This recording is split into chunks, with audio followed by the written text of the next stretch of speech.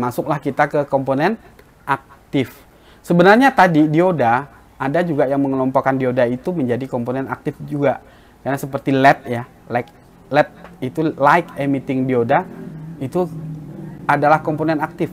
Yang mana dia baru bisa bekerja kalau dialiri listrik. Nah, tapi nggak apa-apa, ada sedikit tawar-menawar kita ini.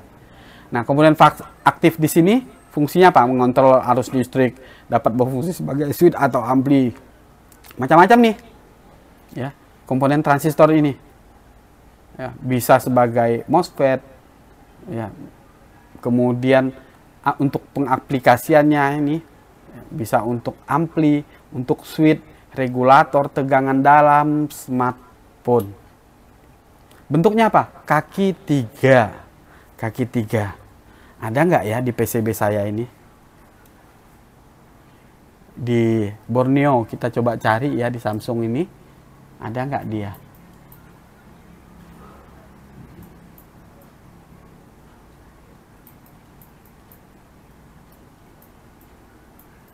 Kalau untuk sekadar ngelihat bentuk fisiknya, kita bisa cek di Google lah ya. Kita bisa dicek di Google transistor SMD. Jadi biar gampang kawan-kawan melihat bentuknya. Seperti ini dia. Nah, ini yang paling jelas ini kan ya. Oh, kakinya 3. Seperti ini. Nah, kalau di listrik arus kuat, bentuknya seperti ini. Oke. Nah, untuk di handphone sudah cukup jarang. Karena apa? Sudah bergabung menjadi beberapa komponen dia. Menjadi beberapa fungsi. Jadi beberapa transistor itu digabungkan. Lalu dia menghandle beberapa fungsi. Sehingga kita mungkin akan sangat jarang melihat transistor untuk di handphone-handphone sekarang. Jadi dia sudah berbentuk IC. Baik, kawan-kawan sekalian, yang berikutnya LED. Ya, LED seperti yang saya katakan tadi, LED ini LED light emitting dioda. Mengeluarkan dioda yang mengeluarkan cahaya. Tentu kawan-kawan sudah tahu, ada lampu flash, ada lampu center, termasuk lampu LCD. Ya, lampu LCD itu menggunakan LED. Nah, berikutnya ini kita masuk ke komponen aktif yang kita sebut dengan IC atau Integrated Circuit. Macam-macam nih IC ini. Fungsinya apa? Sesuai dengan yang diinginkan ya, secara umum. Pertama, ya biar kita absen satu-satu juga berdasarkan Borneo schematic yang kita ambil, kita wakili dengan tipe Samsung A127 ini. SMA 127. Yang pertama, di semua handphone pasti ada sebuah IC yang namanya IC antena switch. Tapi kalau kawan-kawan buka Borneo, muter ya, enggak bakalan ketemu namanya IC antena switch. Kenapa? Karena IC tersebut sudah jadi satu dengan PA. Dengan IC PA. Sehingga tidak akan kita temukan fisik utuh tunggal si antena switch. Sudah sangat jarang. Kita buka Xiaomi misalnya. Kita buka Xiaomi 9, Redmi 9 lah. Hardware solution. Kemudian kita buka komponen name. Di sini kita tidak akan temukan juga, sama hampir di semua handphone. Pasti tidak kita temukan yang namanya antena switch. Kenapa? Dia sudah jadi satu nih di sini dengan IC PA. PA apa? PA 2G. PA 2G. Di dalam skema si antena switch ini pasti ada ciri-ciri kaki di dalam IC tersebut. Contoh nih, kita buka misalnya skematik layoutnya di Xiaomi tadi 9 ya. Buka juga skematiknya. Nah, tadi saya sudah sampaikan ini nih antena switch gitu kan, ini nih kan, yang ini. Nah, kenapa saya tahu ini? Ya karena sudah terbiasa. Untuk mengetahui dia apakah jadi satu dengan antena switch atau tidak, maka di Borneo schematic kita buka layout seperti ini. ya, buka layout seperti ini, juga buka skematiknya. Kawan-kawan untuk mencari tahu bahwa dia sebagai antena switch atau tidak yang jadi satu dengan PA, bisa memulai dari membuka diagram seperti ini. Buka diagramnya. Jadi tinggal kita ketikkan di sini, di kolom ini, cari atau ketik ANT. ANT di sini. Jadi ini akan memudahkan kita dalam mencari antena switch.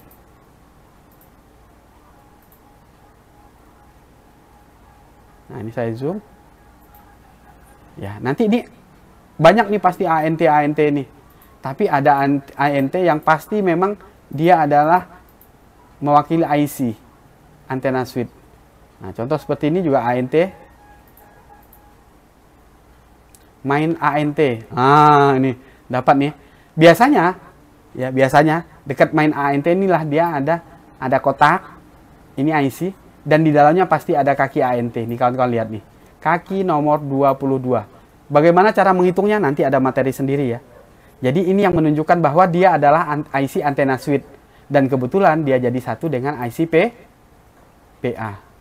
Dan kalau kita lihat kodenya di pojok kanan nih. U3301. Ya, U33001. Ini tadi ini. 3301. Ini nih tadi ini. Nah, apakah satu kebetulan saya cepat atau saya sering bongkar skema ini? Tidak. Tidak. Jadi kalau kita buka tipe lain aja, kita buka tipe acak ya. Acak Oppo misalnya. Oppo A15 misal ya. Saya belum pernah buka. Oh, tapi tidak ada skemanya. Yang ada skemanya. Ya, kita buka yang ada skemanya. Oppo agak jarang skemanya ini. Ada enggak di Reno? Ah, ini ada. Oh, ini aja ya. Oppo skematik. Ya, kita tinggal cari skematnya, kita buka. Nah, kita sama lakukan seperti tadi, ketik ANT, kita akan cari antena. Ini kita zoom dulu biar cepet. Klik ANT 3. Nah, ada enggak nih dekat IC enggak? Jauh ya. Jauh. Klik lagi. Belum. Ah, ini ANT ini mungkin. Ada nggak di sini ANT? Dikotakan. Oh, tidak.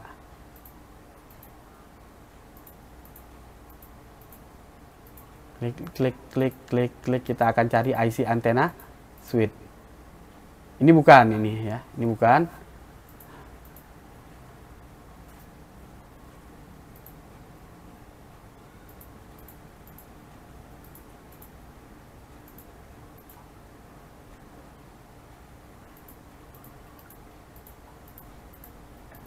Kita cari yang kotak.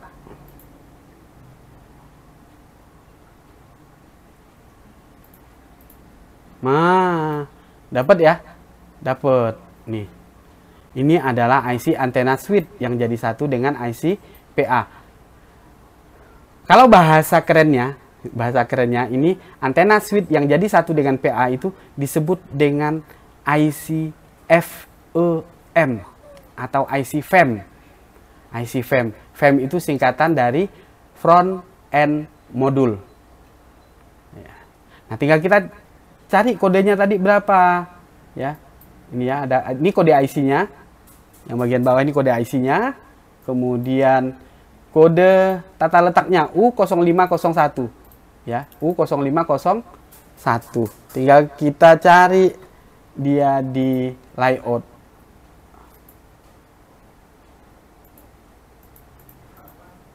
Mana? Reno skematik. Layout ya. Reno layout. Kita buka. Nih, kita cari dia. Ketik U0501, tinggal klik. Lah, ini dia. U0501. Inilah antena switch-nya. Dan begitulah seterusnya kita dalam mencari komponen ya. Ini tadi kita acak. Ya, kita acak, asal buka saja. Ini membuktikan bahwa konsep ilmu kita itu seragam untuk handphone apapun. Oke, lanjut lagi ya, kawan-kawan. Lanjut lagi.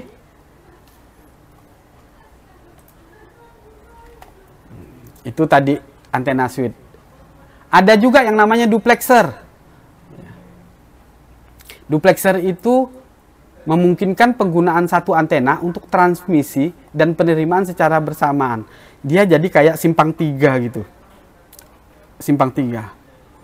Ini nanti dalam penjelasan kita mengenai kasus kerusakan sinyal ini jauh lebih dalam nanti untuk duplexer.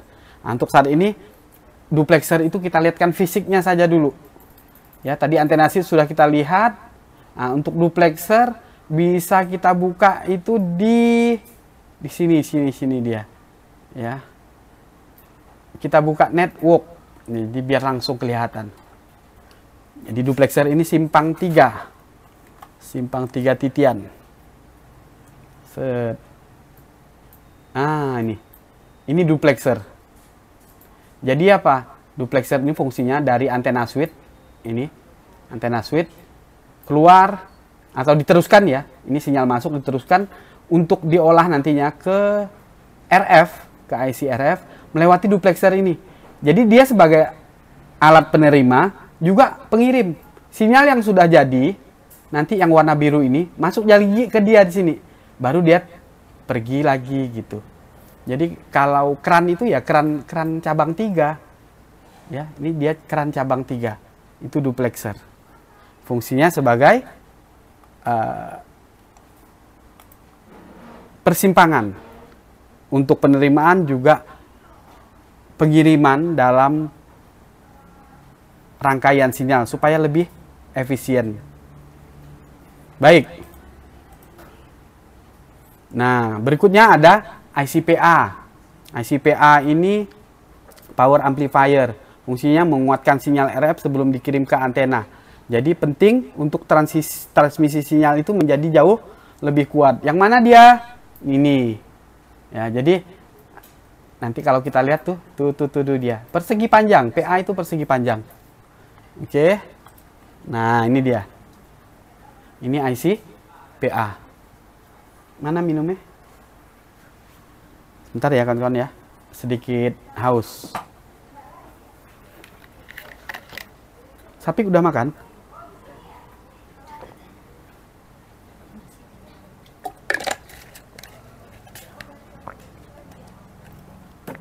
Baik. Jadi ini ICPA. Berikutnya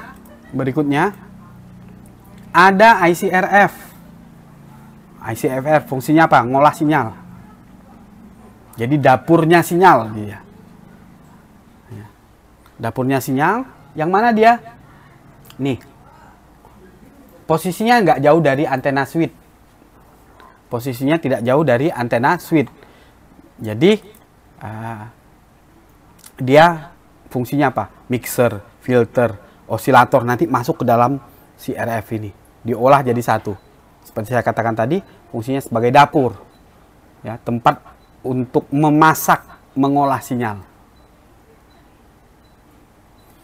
Itu RF. Berikutnya, ya ini kita ngabsen ya kawan-kawan ya. Berikutnya, tadi tidak pernah dengar dulu. IC power, berikutnya IC power nih.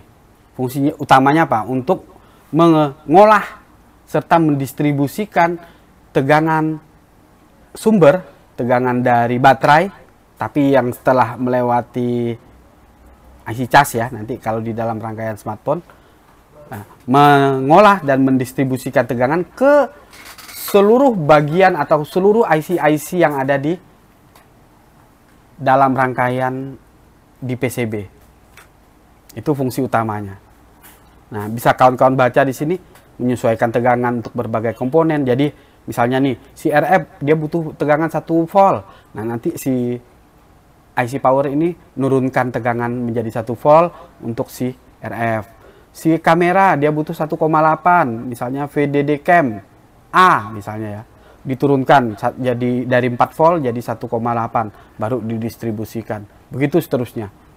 Nah, kawan-kawan sekalian, semakin canggih handphonenya, semakin banyak tegangan yang dibutuhkan, semakin kompleks pendistribusian tegangan. Sehingga tentu kinerja IC power menjadi semakin berat. Nah, kalau kita bandingkan antara smartphone, Android, dan iPhone, itu letak perbedaannya dari jumlah IC yang digunakan. iPhone biasanya menggunakan IC power lebih dari satu. Jadi di setiap blok fungsi dia kasih IC power. Misalnya nih, blok sinyal atau blok baseband, dia kasih satu IC power. Blok data, dia kasih satu IC power. Blok audio bahkan dia kasih satu IC power.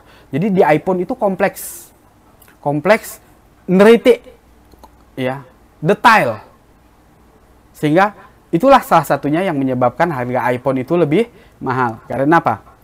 Komponen-komponen yang dia gunakan jauh lebih banyak daripada komponen-komponen yang digunakan oleh Android.